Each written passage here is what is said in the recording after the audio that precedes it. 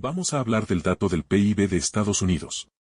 Este marco explica por qué el PIB estadounidense aumentó en un momento de tasas de interés históricamente altas, miles de millones de dólares en deuda y déficits fiscales crecientes. El dato del crecimiento económico de la principal economía del mundo, un crecimiento que había sido muy bueno, no tanto como el del tercer trimestre que fue espectacular, casi un 5%. Pero aún así en un año donde los tipos de interés han subido tanto y están en máximos de muchísimos años en Estados Unidos, aún así la economía ha conseguido moverse al alza un 3,3%.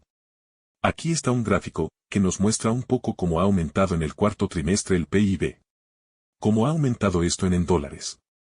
¿Cómo ha aumentado también el déficit de los Estados Unidos y también cómo ha aumentado la deuda, que ya saben que, precisamente la deuda de Estados Unidos está en unos niveles históricamente altos, ya por encima de los 34 billones de dólares, 34 trillones en inglés, que son 34 millones de millones.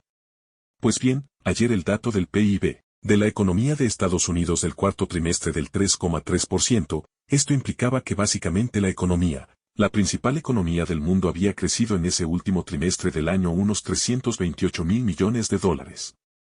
Desde CEROEG indican que en términos nominales todo lo que ha crecido el déficit y la deuda no tiene nada que ver con el crecimiento que ha registrado la producción, es decir, el Producto Interior Bruto, el PIB.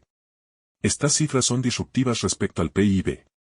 CEROEG dice que al final el Producto Interior Bruto en Estados Unidos en el cuarto trimestre, con razón o sin ella, termina subiendo 329 mil millones, esta cifra que se dio ayer, sube 329 mil millones. Pero en el mismo periodo el déficit fiscal de Estados Unidos ha subido 500 mil millones. Y la deuda pública ha subido un 154%. Si comparamos, por ejemplo, lo que creció el PIB del cuarto trimestre con el déficit y con la deuda de Estados Unidos, podemos decir que para generar $1 de crecimiento, se necesita 1,5 dólares de déficit y 2,5 dólares de deuda.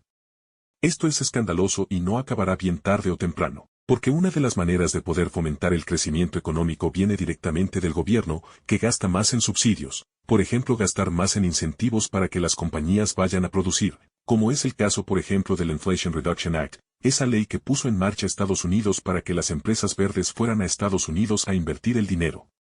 Esto sucede otorgando incentivos con dinero, mover el dinero y hacer que se mueva en la economía significa que la economía va a crecer. ¿De dónde se saca ese dinero? De la deuda. Luego lo vemos en el gasto y luego lo vemos también como consecuencia en el PIB. Básicamente esto es una cadena.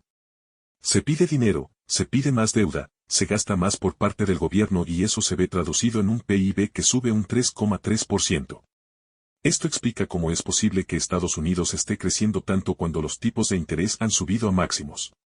Por el contrario, Europa, otra de las grandes potencias económicas del mundo, está con una recesión técnica, que son 2 trimestres consecutivos con una contracción económica del PIB.